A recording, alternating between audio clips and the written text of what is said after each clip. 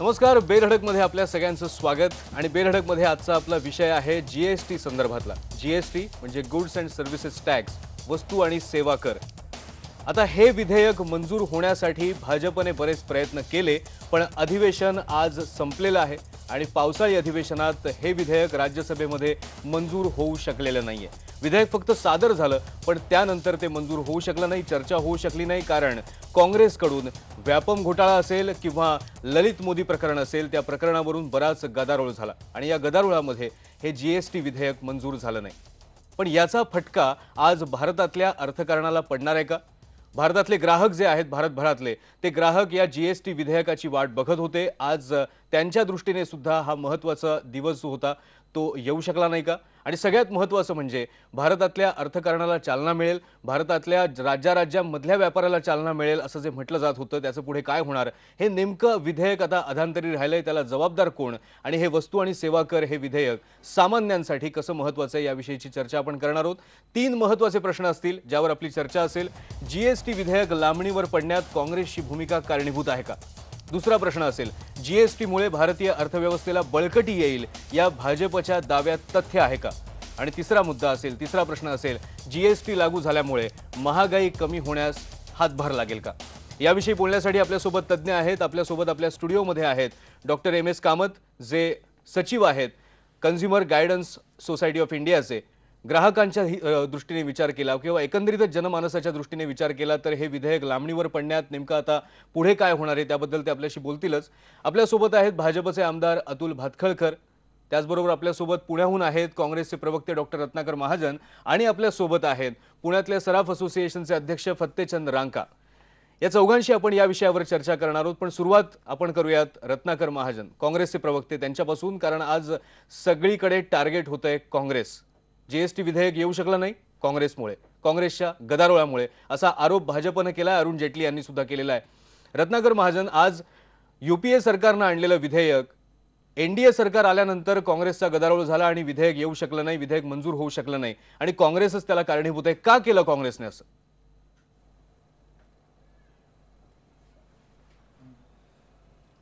नाही, हे जे बोलतायत ते अपेक्षेप्रमाणेच बोलतायत, पण या प्रश्नाचं उत्तर एक जीएसटीचं विधेयक लांबणीवर पडलं हे खरं आहे, पण कुणामुळं या प्रश्नाचं उत्तर जर पाहिजे असेल तर थोडं इतिहासात जावं लागेल। ते असं की राष्ट्रीय विकास परिषदेमध्ये जीएसटी बद्दल चर्चा होऊन सुद्धा त्या विकास परिषदेच्या बैठकीतून बाहेर येऊन त्याला जाहीरपणे विरोध करणारे गृहस्थ आज पंतप्रधान आहेत। तब्बल 8 वर्ष ज्यांनी फेडरल स्ट्रक्चर ऑफ दी कॉन्स्टिट्यूशनच्या नावाखाली हे विधेयक रखडत ठेवलं, त्यांनी आज काँग्रेसवर हे विधेयक लांबणीवर पडण्यासाठी दोषी धरणं किंवा दोषारोप करणं हा मोठा विनोद आहे। नाही, पण महाजन सर, महत्त्वाचा मुद्दा नाही, महाजन सर, महत्त्वाचा मुद्दा असा आहे, आज नरेंद्र मोदी यांनी आधी विरोध केला होता, आता ते विधेयक आणतात वगैरे, सगळं ठीक आहे। विधेयक चांगल्यासाठी असेल तर ते कोण आणतं हे खरंच महत्त्वाचं आहे का?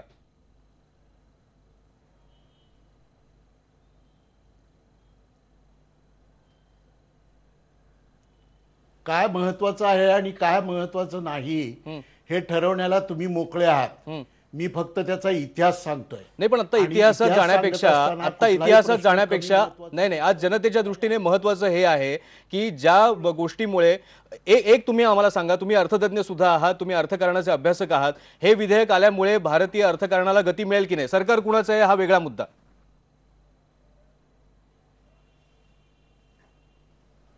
तो वेगळा मुद्दा नाही, तोच महत्वाचा मुद्दा आहे, पण तुम्हाला त्याची चर्चा करायची नसेल तर माझा काही आक्षेप नाही। मुद्दा असा की आज घडीला भारतीय अर्थव्यवस्थेच्या दृष्टीनं हे जीएसटी विधेयक आवश्यक आहे का? आवश्यक आहे। त्यात अधिक प्रगती होईल का? जीडीपी मध्ये 2% वाढ होईल का? हे सारे प्रश्न ते अंमलात आल्याशिवाय आणि 2 वर्ष त्याची नीट अंमलबजावणी झाल्याशिवाय या प्रश्नांचं उत्तर देता येणार नाही। बरोबर आहे, म्हणजे मग त्याची अंमलबजावणी करणं महत्त्वाचं आहे की नाही?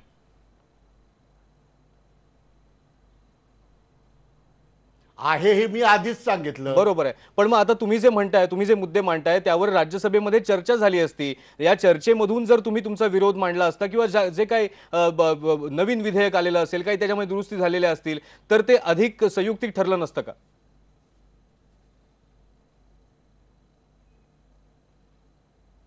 आता याच्यासाठी पुन्हा इतिहासात जावं लागेल आणि ते तुम्हाला नकोय आणि वर्तमानात याबद्दल चर्चा करण्याजोगं काही नाहीये. पण तुम्ही मुद्दा इतिहासात असा आहे गेल्यानंतर तुम्ही की फक्त ज्यांनी अख्खं अधिवेशन अशा पद्धतीनं घालवलं.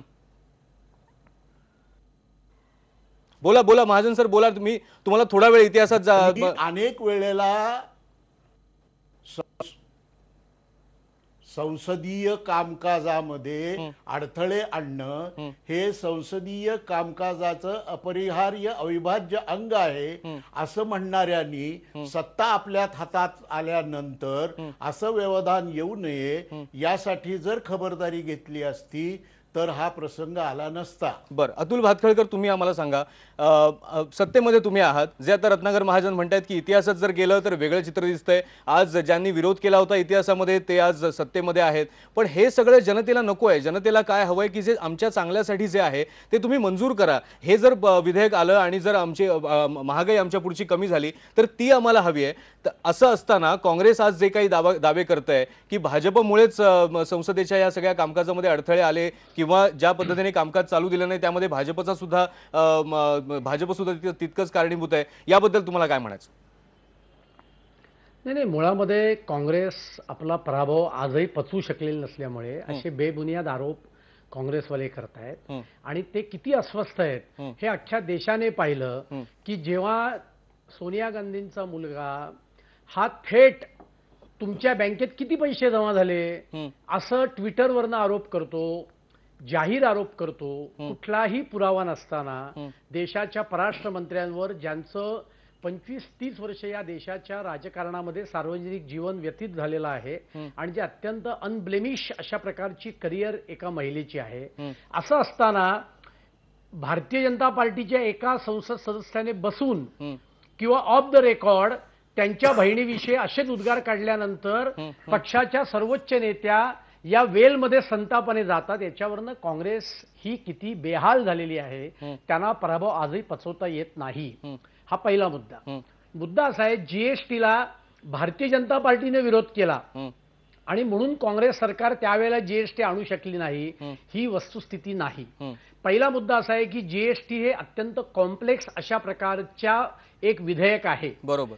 ते अंमलात आल्यानंतर कररचना अत्यंत सुटसुटीत होईल आणि याच्याकरताच गेले 7-8 वर्ष या देशामध्ये त्या विषयावरची खूप मोठी चर्चा आहे. बरोबर. जीएसटी सारखी कर प्रणाली आली पाहिजे याच्यावर एकमत आहे. ती कशा पद्धतीने आणली पाहिजे, त्याच्यामध्ये कुठले नियम कायदे कानून असले पाहिजेत, बरोबर, याच्यावर विस्तृत चर्चा चालू आहे. बरोबर. आणि म्हणून आपण हे प्रथमच पाहिलं की देशातल्या सर्व राज्यांच्या अर्थमंत्र्यांचं एक काउन्सिल फॉर्म केलं गेलं आणि एखाद्या राज्याचा अर्थमंत्रीच त्या काउन्सिलचा अध्यक्ष करून या बिलाची चर्चा केली जाते. कारण बिल जरी पार्लमेंटमध्ये पास झालं तरी सुद्धा त्याचा इफेक्ट जो आहे तो राज्यावर होणार. खरंय. जे आता काँग्रेस म्हणते की आम्ही विरोध केला आणि म्हणून बिल आलं नाही पूर्वीच्या काळात, ही वस्तुस्थिती नाही. आपण जर का 2013चा रेकॉर्ड काढून बघितला तर केरळ जिथे काँग्रेसचं सरकार होतं त्या केरळच्या सरकारने सुद्धा त्यावेळेला जीएसटीच्या बिलाला विरोध केला होता. बरोबर. जम्मू काश्मीरचे फायनान्स मिनिस्टर, ज्या जम्मू काश्मीरमध्ये त्यावेळेला काँग्रेसचं सरकार होतं, काँग्रेस आणि एनसीचं सरकार होतं, ते त्यांचे फायनान्स मिनिस्टर त्या काउन्सिलचे अध्यक्ष होते. भातखळकर आपण पुन्हा एकदा वर्तमानाकडे येऊया, नाहीतर मग रत्नाकर महाजन माझ्यावर चिडतील की तुम्ही भाजपला इतिहासात जाण्याची परवानगी देताय आणि मला इतिहासाबद्दल बोलू देत नाही आहात. पण आपण पुन्हा एकदा वर्तमानाकडे नाही, आपण पुन्हा वर्तमानाकडे येऊया कारण ते जास्त आवश्यक आहे. आपल्यासोबत MS कामत सर आहेत, कंझ्युमर गायडन्स सोसायटीचे तुम्ही सचिव आहात. नाही, एक मिनिट, मला तुमचा मुद्दा लक्षात आला की काँग्रेस जे दावा करते तो चुकीचा आहे हे तुम्ही पटवून देताय आणि त्याबद्दलची जी चर्चा आहे राजकीय चर्चा ती थोडी आपण आजचा दिवस थोडी आपण बाजूला ठेवूया. हा, ही राजकीय चर्चा नाहीच आहे. नाही, ही यासाठी राजकीय चर्चा आहे. रेकॉर्ड उपलब्ध आहे. नाही, ही राजकीय चर्चाच आहे आणि बरोबर आहे, होऊ देणार नाही. बरोबर आहे, ही राजकीय चर्चाच आहे. सोडून चर्चा मी होऊ देणार नाही कारण मला तशी करता येईल. बरोबर आहे. आपण भातखळकर आपण पुन्हा एकदा विषयाला सोडून चर्चा मी होऊ देणार नाही कारण नाही, कोणी होऊ देणार नाही. महाजन सर, कुणीही चर्चा ही विषयाला सोडून होऊ देणार नाही. मला भातखळकर तुमचा वस्तुस्थिती तुम्ही सांगताय ती वस्तुस्थिती आहे असं आपण मान्य करूया. त्यामुळे मीही बोलणार. मान्य करण्याचा अजून तेच विषयांतर चालू आहे त्यामुळे मीही बोलणार. एक मिनिट आपण जनतेच्या मनात काय आहे त्याच्याबद्दल बोलूया का? म्हणता म्हणून एक मिनिट भातखळकर, मी तुम्हालाही बोलू दिलेलं आहे आणि मी महाजन सरांनाही बोलू दिलेलं आहे. आपल्याला वस्तू आणि सेवा करावरती चर्चा करायची आहे, कारण लोकांना हे समजलं पाहिजे तुम्ही ज्या कर प्रणालीबद्दल बोलताय तो त्यांच्या रोजच्या आयुष्याशी संबंधित हा विषय नेमका कसा आहे. कारण लोकांच्या मनात अजूनही गोंधळ आहे की नेमकं हे जीएसटी प्रकरण आहे काय आणि त्याच्यावरून एवढा सगळा गदारोळ का सुरू आहे. मला असं वाटतं की त्याबद्दल आपण जास्त बोलूयात. हे कुणी मंजूर केलं, कुणी विरोध केला, यापेक्षा सुद्धा ते मंजूर होण्यासाठी काय करायला पाहिजे ती आजच्या दिवसाची सगळ्यात महत्त्वाची गोष्ट आहे. कामत सर, मला तुम्हाला तेच विचारायचं आहे की आता ही जी चर्चा तुम्ही ऐकताय, दोन्ही बाजूची चर्चा तुम्ही ऐकलीत आणि संसदेत काय चाललंय ते सुद्धा तुम्ही बघितलं. लोकांच्या माहितीसाठी, जनतेच्या माहितीसाठी हे कळलं पाहिजे की हे जीएसटी विधेयक कशा अर्थाने महत्त्वाचं आहे आणि ते मंजूर होणं कशा अर्थाने महत्त्वाचं आहे. बघा, तसं बघायला गेलं तर मी अर्थशास्त्रामध्ये काय तज्ज्ञ नाही, पण जेवढ्या आमची समजूत आहे ॲज अ कॉमन सिटीजन की ह्यांचं असं म्हणणं आहे की सगळे टॅक्सेस एकत्र करून एकच टॅक्स एक पॉइंटवर लागला जाईल. बरोबर.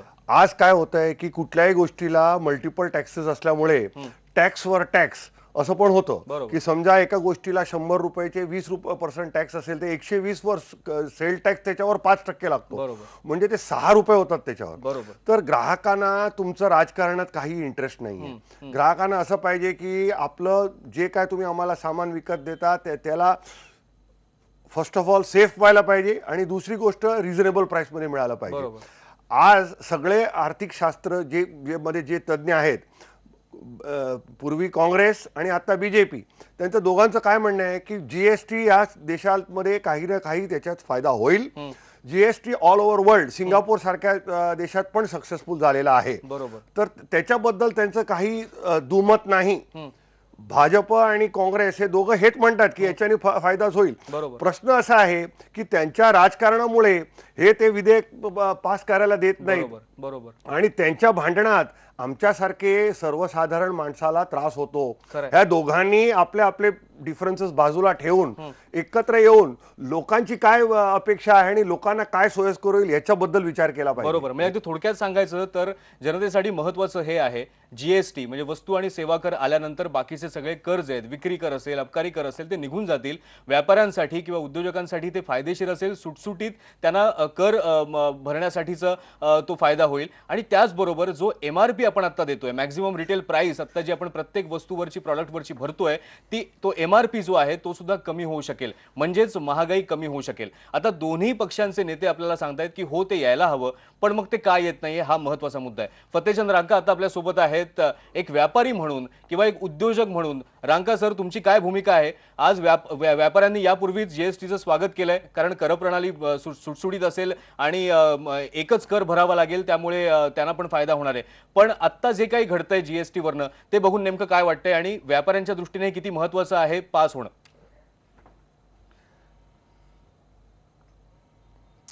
खरं पाहिलं तर आमची मोठी आशा होती भारतभरच्या सर्व व्यापाऱ्यांची, इंडस्ट्रीवाल्यांची, की आज जीएसटी ह्या सेशन अधिवेशनामध्ये मंजूर व्हावा. बरोबर.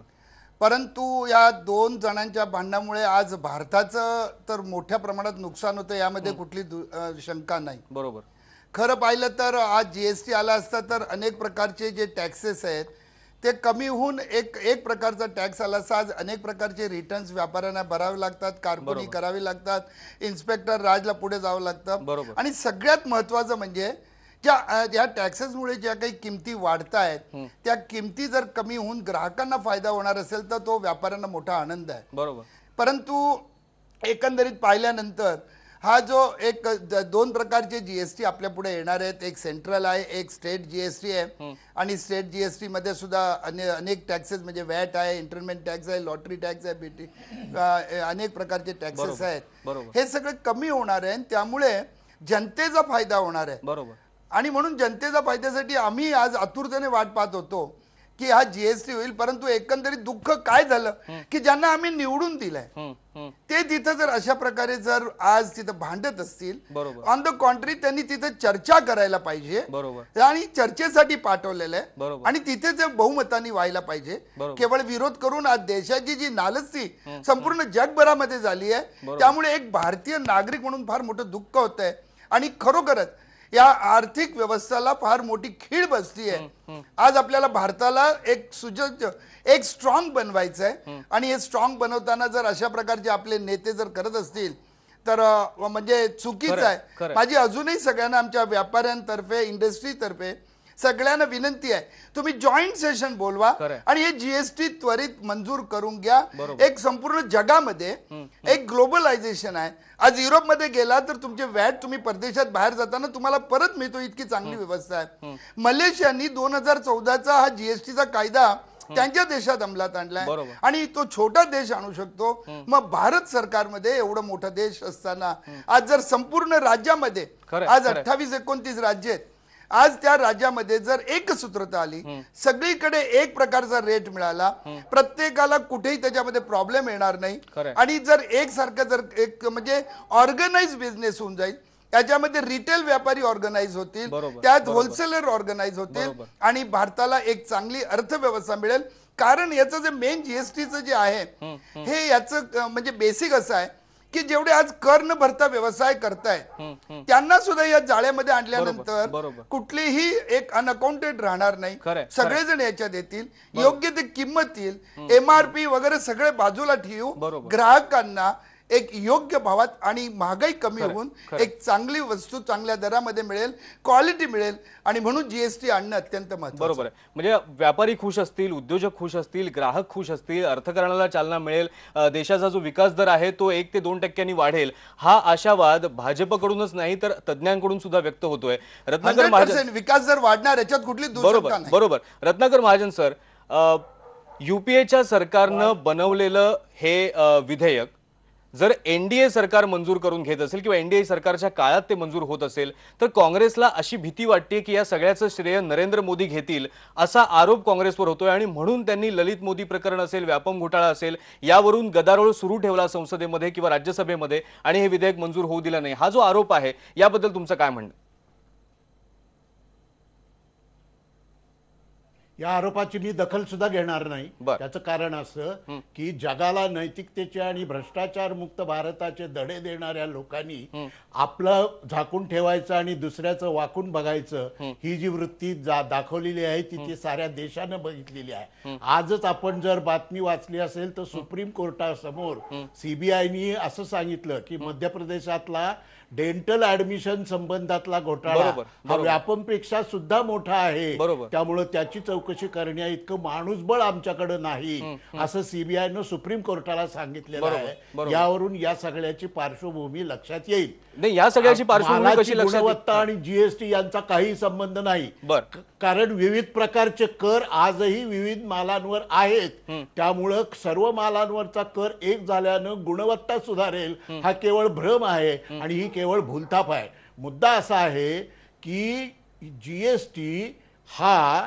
करांची विविधता आणि बहुविधता टाळण्यासाठी आणि एकाच ठिकाणी कुठेतरी कर भरावा लागावा यासाठी केलेली सुविधा आहे. पण ते 72 रोगावरचं एकमेव औषध नव्हे. उदाहरणार्थ जीएसटी नव्हतं तेव्हा सुद्धा 2004 ते 2008 या काळामध्ये भारताचा ग्रोथ रेट 9%, 9.5% असा होता आणि 2004 ते 2014 या 10 वर्षांचा कालावधीचा ॲव्हरेज ग्रोथ रेट हा 8.5 इतका आणि 7.8 इतका होता. त्यामुळं जीएसटी आणि ग्रोथ रेट, जीएसटी आणि मालाची गुणवत्ता यांचा बादरायण संबंध लावायची आवश्यकता नाही. जीएसटी आलं पाहिजे का? आलं पाहिजे, पण त्यासाठी बादरायण संबंध सर्व गोष्टींचा लावायची काही आवश्यकता नाही. पण महाजन सर, एक मुद्दा लक्षात येत नाहीये की तुमचा विरोध कशासाठी आहे? मग तुम्ही म्हणताय की यायला पाहिजे, मग विरोध कशासाठी आहे? मला अजूनही याचं उत्तर नाही मिळत आहे.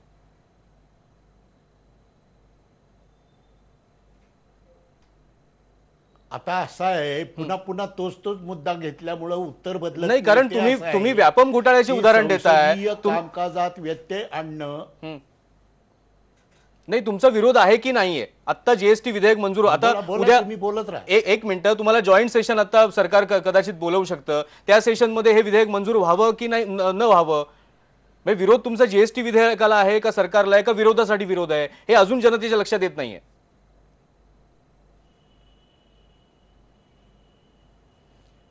जनतेच्या लक्षात आलेला आहे, इथं बसलेल्यांच्या लक्षात आलेला आहे का नाही याबद्दल मला शंका आहे. मुद्दा असा आहे की एवढी सगळी भ्रष्टाचाराची प्रकरणं उघड होऊन सुद्धा त्यावर चर्चा करा असं म्हणत स्वकीयांवरची कारवाई टाळण्याचा जो डावपेच आखला गेलेला आहे त्याला विरोध आहे.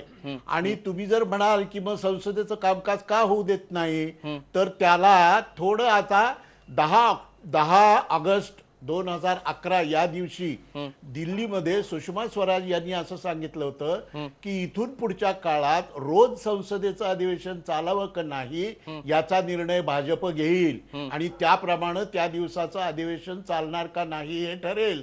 तेच आता काँग्रेस जर करत असेल तर त्याचा एवढा राग येण्याचं काय कारण आहे?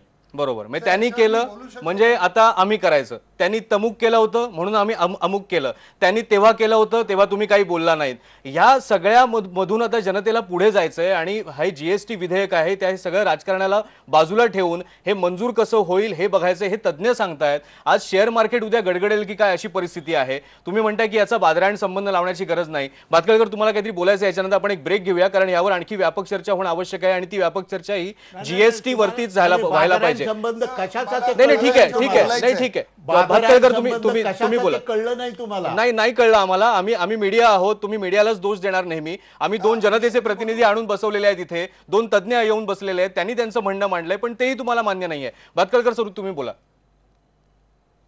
नाही, मुद्दा असा आहे की मला काही महाजनांच्या तोंडाला तोंड लावून बोलण्याची आता इच्छा नाही, कारण त्यांची भूमिका ही जनतेसमोर किती उघडा पर्दाफाश पडलेला आहे आणि आम्हाला काही कोणाचं वाकून बघण्याची आवश्यकता नाही, कारण तुमचं सगळं कॅगच्या रिपोर्टमध्ये झालं 1.5 लाख कोटीचे घोटाळे.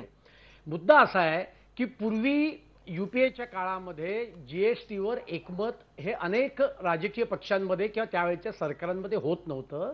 याचं कारण असं होतं की राज्य सरकारांच्या मनामध्ये सर्व पक्षांच्या जी जेन्युइन काही शंका होत्या, उदाहरणार्थ की त्यांना असं वाटत होतं की आपल्या राज्याला फार मोठा लॉस होईल.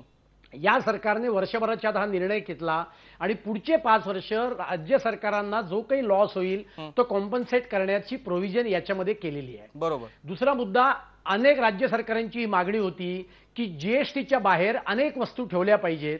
त्यावेळेच्या सरकारचं म्हणणं होतं की याची चर्चा चालू होती की ठेवाव्यात नाही ठेवाव्यात. आता सरकारने निर्णय केला की पेट्रोलियम प्रॉडक्ट जे आहेत त्याच्यावर जीएसटी आल्यानंतर सुद्धा ते राज्य सरकार आपल्या इच्छेप्रमाणे कर लावू शकेल. बरोबर. असे अनेक बदल केले आहेत.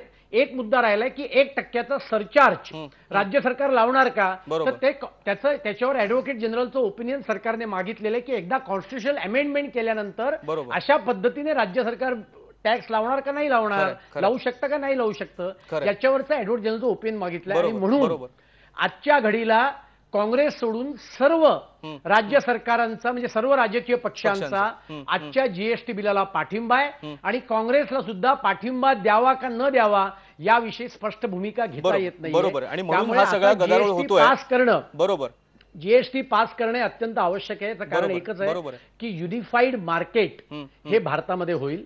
याच्यामुळे काळा पैसा कमी होण्यामध्ये मोठ्या प्रमाणात मदत होणार आहे. याच्यामुळे करांचा जंजाळ कमी झाल्यामुळे व्यापार उद्योग याच्यामध्ये अधिक सुलभ नाही. बरोबर आहे भातखळकर सर, आपण त्याबद्दल बोललो मगाशी.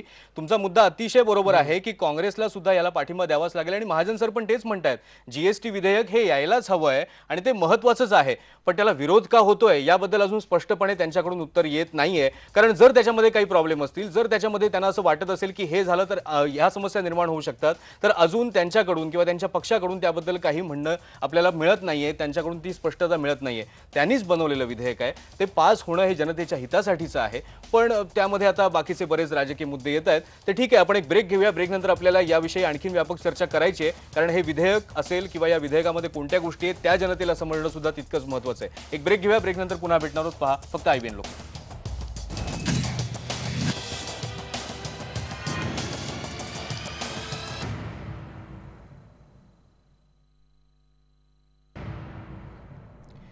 जीएसटी विधेयक अर्थात गुड्स अँड सर्व्हिसेस टॅक्स विधेयक जे आहे ते अंमलात का येऊ शकत नाहीये यावर सगळा वाद सुरू आहे आणि त्यावरच आपण चर्चा करतोय. आणि आपली चर्चा सुरू असताना फेसबुकवर काही प्रतिक्रिया आलेल्या आहेत प्रेक्षकांच्या, त्या मी थोडक्यात वाचून दाखवतो. शंकर नटवे आपले प्रेक्षक आहेत, ते म्हणतात काँग्रेस देशाला विकासापासून दूर नेत आहे, प्रत्येक गोष्टीला विरोध करत आहे, जीएसटी हे त्याचंच उदाहरण आहे.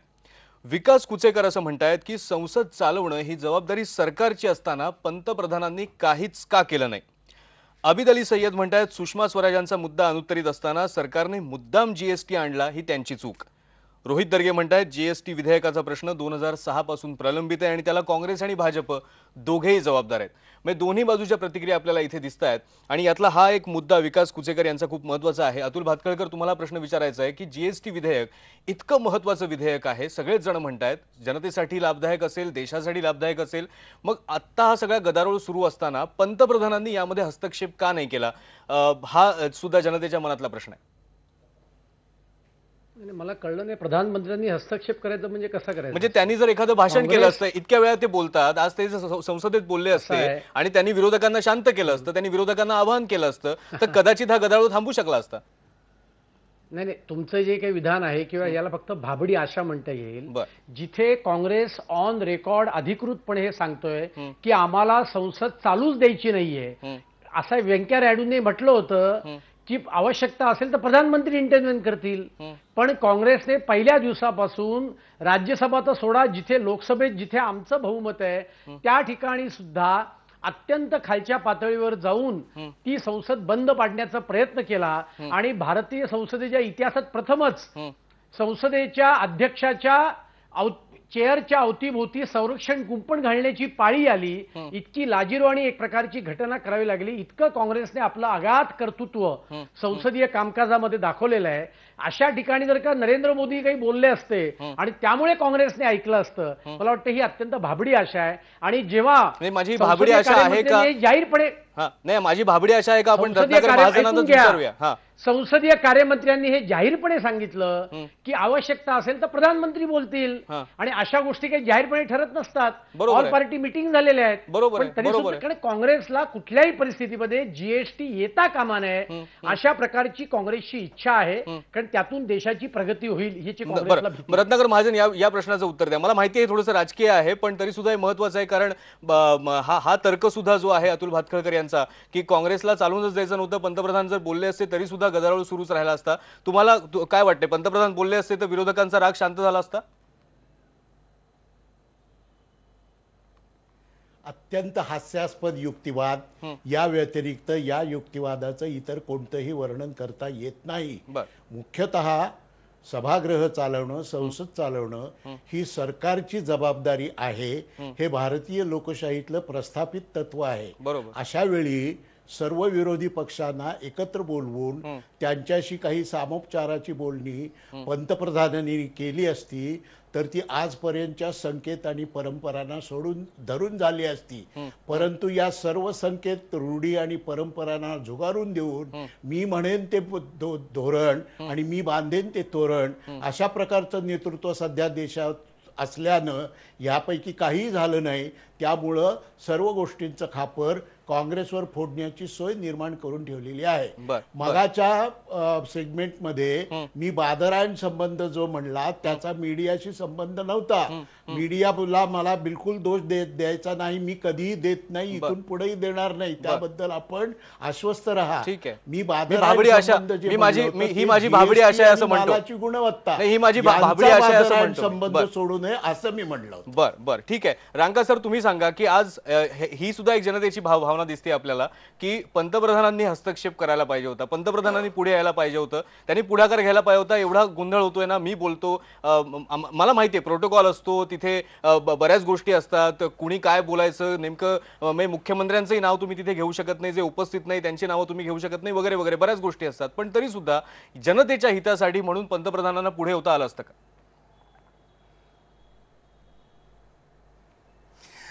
एक मला ह्या गोष्टीवर तर जरूर एक थोडंसं बोलावं लागेल की कुठले घोटाळे काही असो त्यासाठी यंत्रणा केलेली आहे. अनेक पोलीस आहे, सीबीआय, स्टेट इंटेलिजन्स आहे, हे सगळे चौकशी करून आज संसदेचं काम काय की कुठला कायदा पास करायचा की नाही.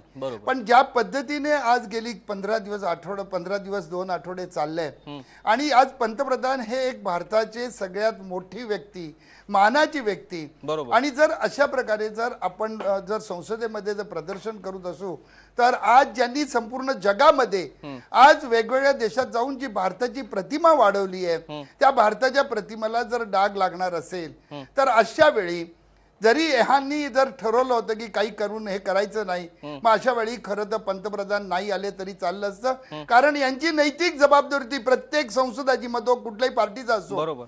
आज देशाच्या बळकटीसाठी जो कायदा येतोय त्या कायद्याला त्यांनी सपोर्ट करायचा किंवा डिबेट करायचा, आणि बाकी जे काही घोटाळे असो कोणाच्या विरुद्ध असो त्याच्याबद्दल नंतर त्याला प्राधान्य नाही द्यायला पाहिजे होतं. आज प्राधान्य द्यायला पाहिजे होतं भारताच्या या आर्थिक व्यवस्थेसाठी. आज जनता जी आम जनता आहे त्या आम जनतेला कशा प्रकारे महागाई कमी करून वस्तू मिळेल. आज व्यापारी, मी एक व्यापारी आहे, मी सुद्धा ग्राहक आहे, मी दोन्ही दृष्टीतनं पाहतोय की मला जर आज भारतातनं व्यापार एक चांगल्या पद्धतीने सुसंगत ऑर्गनाइज सेक्टर प्रमाणे जर करायला मिळत असेल तर त्यासाठी आधी संसद ज्यांना आम्ही निवडून दिलंय त्यांचं आज मॉरल ड्युटी आहे की त्यांनी जाऊन पहिला त्या विषयावर चर्चा करायला पाहिजे.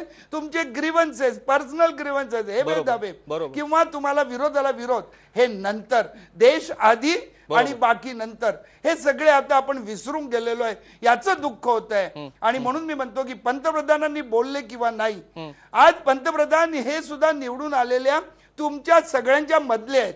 ते सुद्धा आज आपले खासदार आहेत, एक पहिले मूळ खासदार आहेत, नंतर जे आज पंतप्रधान आहेत. तर आज त्यांच्या बरोबर जे आज जेवढे आज संसदमध्ये आहेत त्यांनी सुद्धा, मी सुद्धा खासदार आहे, मी सुद्धा पंतप्रधान, मी देशाचा आधी पाहिन तरच त्याला महत्व आहे. तुम्ही जर विरोधाला विरोध करून संसद बंद पाडतात, आज कोट्यवधी रुपयाचं नुकसान जे झालंय आज संसद न चालल्यामुळे, हा जनतेचा पैसा, जनतेच्या खिशातनं गेलेला पैसा, याचं नुकसान झालं, याचं दुःख होतं. देशाची प्रगती करायची नाही, परंतु हेवे द्यावे कडून भाजपने विरोध केला म्हणून काँग्रेसने हे आपल्या देशात होऊ नये, ही खरी लाजिरवाणी गोष्ट आहे. बरोबर. कामत सर, मी येतो तुमच्याकडे, पण मला एक प्रश्न भातखळकर सरांना विचारायचा आहे की तंटे खूप होणार जीएसटी आल्यानंतर, असा सुद्धा एक युक्तिवाद केला जातो विरोधी पक्षांकडून, किंवा असं म्हटलं जातं टीका करताना की राज्य विरुद्ध केंद्र, महापालिका विरुद्ध स्थानिक स्वराज्य संस्था विरुद्ध राज्य विरुद्ध केंद्र, असे बरेच तंटे होणार आहेत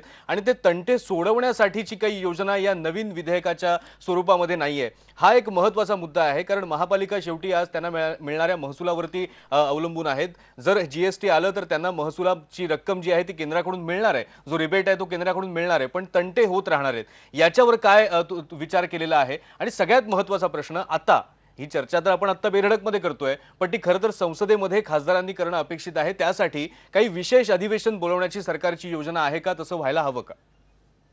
नाही, तुम्ही म्हटल्याप्रमाणे या विधेयक अत्यंत गुंतागुंतीचं आहे आणि त्याच्यामुळे याच्याकरता विस्तृत चर्चा झाली. आज कुठल्याही राजकीय पक्षाचा याला विरोध नाही, कुठल्याही राज्य सरकारचा विरोध नाही, आणि काँग्रेस ही या विषयात आयसोलेट झाली आहे. यातच मला वाटतं की या सरकारचं यश दिसतंय. आणि हे कशामुळे, तर मी मगाशी ज्याचा उल्लेख केला की स्टेट कॉम्पेन्सेशन सुद्धा नवीन सरकारने अलाउड केलं. अल्कोहोल आणि पेट्रोलियम प्रोडक्ट हे जीएसटीच्या बाहेर काढलेले आहेत, म्हणजे त्याच्यावर कुठलंही राज्य सरकार आपापल्या इच्छेप्रमाणे टॅक्स लावू शकणार आहे. त्यामुळे त्यांना रेव्हेन्यू मिळवण्याकरता एक दुसरा मार्ग उत्पन्न करून दिलेला आहे. त्यामुळे केंद्र सरकार हे अमेनेबल झाल्यामुळे राज्य सरकारांची जी चिंता होती त्या चिंतेचं प्रतिबिंब त्यांच्या या सगळ्या नवीन गोष्टीमध्ये पडल्यामुळे सर्व राज्य सरकारांनी याला पाठिंबा दिलेला आहे. बरोबर. फक्त आता संसदेचं संयुक्त अधिवेशन सरकार बोलवणार का नाही बोलवणार, तर या संदर्भातली कुठली अधिकृत माहिती मी देणं माझ्या क्षमतेच्या पलीकडचं आहे. पण माझी सुद्धा एक नागरिक म्हणून इच्छा आहे की हे बिल लवकरात लवकर पास झालं पाहिजे, कारण याच्यामध्ये 125 कोटी जनतेचं हित आहे. आणि मला आशा आहे की नरेंद्र मोदींच्या नेतृत्वाखाली हे बिल लवकरात लवकर पास. बरोबर. कामत सर, आपण असं वरवर थोडं बोलतोय की अमुक होईल, तमुक होईल, चालना मिळेल किंवा एवढा टक्के दर वाढेल विकासाचा वगैरे, पण अगदी आपण ग्राहकाचा विचार केला तर नेमकं काय बदलणार आहे या जीएसटी मुळे, हे सुद्धा आपल्याला ग्राहकांना, प्रेक्षकांना सांगायला पाहिजे. नाही, बघा, ग्राहकांना हे सगळे कॉम्प्लिकेटेड इश्यूज मध्ये जायला वेळ नाही. ग्राहकांचं फक्त एवढंच आहे की आम्हाला सिंपल काही मेथड असं हवं आणि आमचे दरवाढमध्ये जे काय असेल थोडं कमी व्हावं. बरोबर. आता मला महाजन साहेबांना एक प्रश्न विचारायचा आहे, किंवा आमच्या सगळ्या पॅनलिस्टला मी एक प्रश्न विचारतो किंवा एक पॉईंट रेज करायला इच्छितो की ज्यावेळी देशाने एका पार्टीला आउटराईट मेजॉरिटी देऊन तिकडे बसवलेलं आहे, तर मग त्याचं पुढे बोलायची काय गरज की पंतप्रधान बोलणार किंवा अमुक बोलणार, तर बाकी सगळ्या पॉलिटिकल पार्टीजवर एक ग्राहकांचा प्रतिनिधी किंवा आमच्या नागरिकांचा प्रतिनिधी म्हणून मी विचारतो, काय तुमच्यावर पण काय कार्यभार नाही आहे का की तुम्ही संसदेला चालवलं पाहिजे? आता पुढच्या वेळी समजा तुम्ही सत्तेवर आलात आणि भाजपाने हे सुरू केलं, पण तर तेव्हा आज लोकसभेत जे काय होत आहे, काय आमच्या लहान मुलांना आणि कॉलेज स्टुडंट्सला आम्ही हे दाखवणार का असं आमचं डिबेटचा फॉर्म्युला आहे म्हणून की मेजॉरिटी असू दे काही असू दे आम्ही तुम्हाला पाडणार. 40 माणसं 440 लोकांना आपले काम करायला देणार नाही, हे काय एक्झाम्पल आम्ही सांगणार आहोत का? बरोबर. हे बघा ग्राहकांना पण नाही, कॉलेजची मुलं बघतच नाही असं रत्नाकर महाजन म्हणतात. ते हसतायत ह्याच्यावरती, कदाचित त्यांना हा हास्यास्पद युक्तिवाद पण वाटत असेल. मग सरकार त्याच्यावर मला जरा बोलता येईल का? नाही, आमच्या रत्नाकर महाजनांना बोलायचं. हास्यास्पद नाही, असं आहे की स्वतंत्र भारताच्या इतिहासात एकाच पक्षाला बहुमत मिळणं ही काही 2014तली पहिली आणि एकमेव घटना नाही. बरोबर. या आधीही पण 30 वर्षात पहिल्यांदा झालं ना. 62 सालापर्यंत 67 सालापर्यंत आता ऐका ना, तुम्ही का मध्ये क्रॉस करताय मला? नाही, पण तुम्ही नाही, पण 30 वर्षात नाही, त्यांचा मुद्दा बरोबर आहे. हे खरंच महत्वाचं आहे का की नाही, पण हे खरंच महत्वाचं आहे का की यापूर्वी सुद्धा बहुमताचं सरकार होतं? ठीक आहे, होतं. ग्राहकांना काय फायदा होणार आहे याच्याबद्दल मला बोलू द्या. बरं, रांका सर तुम्ही बोला, कारण हे राजकारणाची चर्चा जी आहे ती सुरूच राहणार. मला वाटलं की महाजन सर त्यामध्ये काही ऍड करू इच्छित आहेत, पण तसं मला वाटत नाहीये. रांका सर तुम्ही बोला. पण तुम्ही मला बोलूच देत नाही ना, तुम्ही बोलूच देत नाही मला, तर मी काय ऍड करणार? हा जीएसटी कायदा जर आला, तुम्ही जर बोलूच देत नाही तर मी काय पुरं करणार? अहो, पण तुम्ही हसलात का? तुम्ही हसलात का ह्याच्यावर तुम्ही विचारलं? तुम्हाला हास्यास्पद, तुम्हाला या गोष्टी हास्यास्पद वाटतायत, याचं आश्चर्य वाटतंय रत्नाकर महाजन सर? उत्तर देतोय ना मी. हो, पण तुम्ही उत्तर देत असताना देतोय ना मी, पण त्याचं उत्तर देतोय ना मी. बरं, ठीक आहे, तुम्ही द्या. अँकरिंगची पद्धत आहे. बरं, द्या उत्तर तुम्ही. अँकरिंगची पद्धत आहे. मी उत्तर देत असताना मध्ये अडवायचं आणि पुन्हा मला टेपर ठेवायचं. मी तुम्हाला आता सांगतो, बोला तुम्ही. अवघडच आहे. बोला तुम्ही बोला. अवघड आहे, सगळंच अवघड आहे. बोला.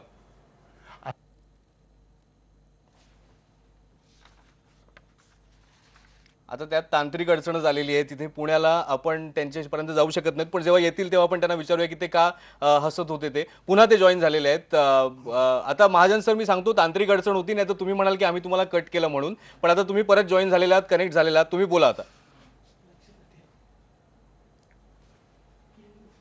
असं आहे, एकाच पक्षाला पूर्ण बहुमत मिळण्याची स्वतंत्र भारताच्या इतिहासातली ही पहिली किंवा एकमेव घटना नाही.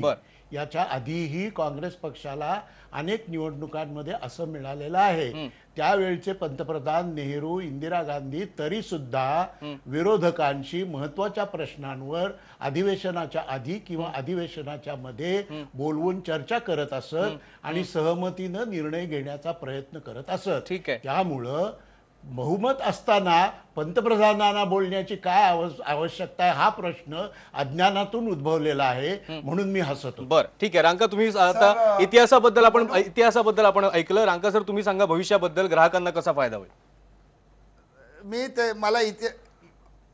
मला ग्राहकांना याच्यामध्ये जे जीएसटी मध्ये जर प्रोव्हिजन आपले जर पाहिले, जर पेपर 2009 मध्ये निघालं आणि त्यानंतर जी अमेंडमेंट ठेवण्याची जी कॉन्स्टिट्यूशन मध्ये अमेंडमेंट करण्याची याच्यावर ना, आज जर एक मालावर जर जीएसटी लागला तर तो परत तो व्यापाऱ्याला सेट ऑफ घेऊन त्याला जो ऍड वरच फक्त जीएसटी लागणार आहे. बरोबर. म्हणजे जर आज म्हणजे प्रोडक्शन नंतर त्यानंतर विक्रेते आणि एंड युजर म्हणजे वितरण, यामध्ये प्रत्येक ठिकाणी सेट ऑफची व्यवस्था करण्यात आलेली आहे. त्यामुळे एक नॉमिनल फक्त त्याला टॅक्स लागणार आहे आणि ग्राहकाला जास्ती पैसे लागणार नाहीत. त्यामुळे एक चांगल्या प्रकारे म्हणजे कमी किमतीमध्ये मिळेल. नाही तर आता काय झालंय की प्रत्येक टॅक्सवर टॅक्स लागत झालंय, टॅक्सवर टॅक्स लागत चाललेले आहेत. त्यामुळे जी 100 रुपयाची वस्तू 150 रुपयाला होते, पण हीच जर आज जीएसटी आली तर 100 रुपयाची वस्तू 125 रुपयाला होऊ शकते. बरोबर. म्हणून त्या पद्धतीने ग्राहकांचा फायदा होणार आहे. दुसरी गोष्ट, कुठल्याही राज्यात जात तुम्हाला ती एकाच रेटने मिळणार आहे. म्हणजे इथनं पुण्यानं मुंबईला गेलं की त्याचा वेगळा रेट असं नाही होणार, सगळे एका रेटने मिळणार आहे. त्यामुळे ग्राहकाची कुठे फसवणूक होणार. बरोबर. मला वाटतं या संदर्भात तुम्हाला एक उदाहरण द्यायचं होतं. आणि याचा फायदा जर आज व्यापाऱ्यांचा जर व्यापाऱ्यांचा खर्च कमी जर झाला तर ऑटोमॅटिकली त्यांचा रिझनेबल नफा येतो आणि तो रिझनेबल नफामध्ये आज नेहमी व्यापारी खुश बरोबर, असतो. बरोबर. आणि तो जरूर नक्की तो ग्राहकांना तो बरोबर. योग्य अजून एक दरात आपल्या ग्राहकांच्या माहितीसाठी अजून एक उदाहरण आपल्याला कामत सर सांगतायत. तुम्ही याच प्रकारचं उदाहरण सांगत होतात. हो, तर बघा काय होतंय की आमच्याकडे जे ग्राहक येतात ते नेहमी सांगत असतात की मुंबईमध्ये जर गाडी घेतली तर आम्हाला 2 ते 4% जास्त पैसे द्यावे लागतात, म्हणून आम्ही ठाण्याला किंवा पुण्याहून गाडी घेऊन येतो. पण आता काय झालंय की आरटीओने एक नवीन मोहीम चालू केली मागच्या 2-4 वर्षात की येऊन जाऊन बाहेर मुंबईच्या बाहेर असलेल्या गाड्यांना अडवून त्यांचे पेपर बघून सांगायचं की तुम्ही तिकडची गाडी इकडे का चालवतात. थोडक्यात ग्राहकांना सतवलं जातं याच्यामुळे. तर प्रश्न असा आहे की तुमचा युनिफॉर्म जीएसटी झाला तर तुम्ही मुंबईत गाडी घ्या किंवा पुण्यात घ्या किंवा ठाण्यात घ्या, एकच रेटवर तुम्हाला मिळणार. बरोबर. तर आमचे ग्राहक 4% पैसे वाचवण्यासाठी त्याच्यानंतरचे डोक्याला ती ताण घेऊन घेतात आणि मग त्याच्यानंतर आमच्याकडे येतात की सर बघा हे आम्हाला सतवतात वगैरे. आमच्या ग्राहक संस्थेत बरेचसे लोक असे येतात की आम्हाला सतवलं जातं, पण त्याचं उत्तर आमच्याकडे तयार नसतं. त्याचं कारण काय की एक मोठी गाडी समजा 20 लाखाची आहे आणि त्याच्यावर 4%च्या हिशोबाने किंवा 5%च्या हिशोबाने 1 लाखाचा फरक होत असतो, तर कुठल्याही माणसाला वाटतो की 1 लाख कमी झाले तर चांगलंच आहे. पण जसं मी म्हणतो तर त्याच्याबरोबर जे हेडेक्स येतात ते पण तुम्हाला त्याचा सामना करावा लागेल. तर मला वाटतं जीएसटी वगैरे करणे हे सगळे these are all progressive measures. हे प्रोग्रेसिव्ह मेजर व्हावं. आणि महाजन साहेब जसं मी म्हणतो त्याचा त्यांनी गैरसमज काढला. माझं म्हणणं असं होतं की देशाच्या जनतेने या लोकांना बसवलंय तिकडे, तर तुम्ही ह्यांना बोलवा त्यांना बोलवा, याची काय बोलवायची गरज नाही साहेब. तुम्ही त्यांना जे काय काम करतायत करू द्या.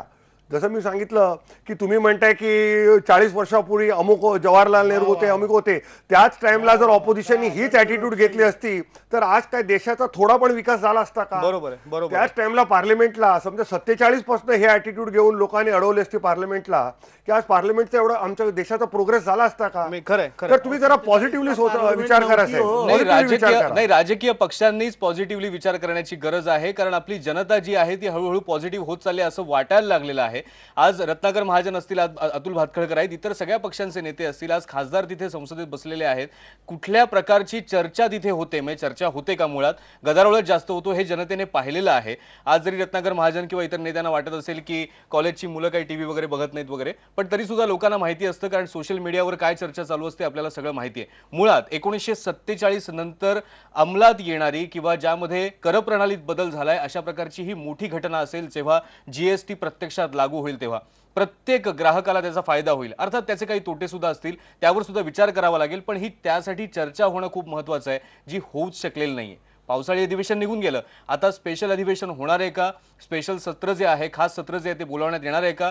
हिवाळी अधिवेशनामध्ये पुन्हा गदारोळात हे विधेयक वाहून जाणार आहे का? ही आता मला असं वाटतं देशापुढची महत्त्वाची चिंता आहे. याच संदर्भात पी चिदंबरम जे माजी अर्थमंत्री आहेत त्यांनी सुद्धा आपल्या आत्ताच्या अर्थमंत्र्यांना लिहिलेलं पत्र हे सुद्धा जनतेने वाचलेलं असेल. त्यामध्ये सुद्धा त्यांनी सगळे मुद्दे हे विस्ताराने लिहिलेले आहेत, पण मुळात त्यांच्या पक्षाच्या नेत्यांनी किंवा खासदारांनी या सगळ्या मुद्द्यांवर संसदेमध्ये चर्चाच केली नाही. ही सगळ्यात मोठी शोकांतिका आहे. ही चर्चा आपण आज इथे संपवतोय. ग्राहकांना सगळ्यात उद्देश हाच होता की जीएसटी विधेयकाबद्दल एवढा सगळा गदारोळ चालू असताना थोडक्यात त्यांना ही माहिती पोहोचवावी की बघा दोन्ही पक्षांचे नेते काय म्हणतात आणि मुळात जीएसटी म्हणजे नेमकं काय ते. आता ही चर्चा आपण इथेच थांबूया. पुढे काय घडतंय भविष्यात त्यावर आपलं लक्ष असेलच. सगळ्या मान्यवरांचे धन्यवाद. पहा फक्त IBN लोक.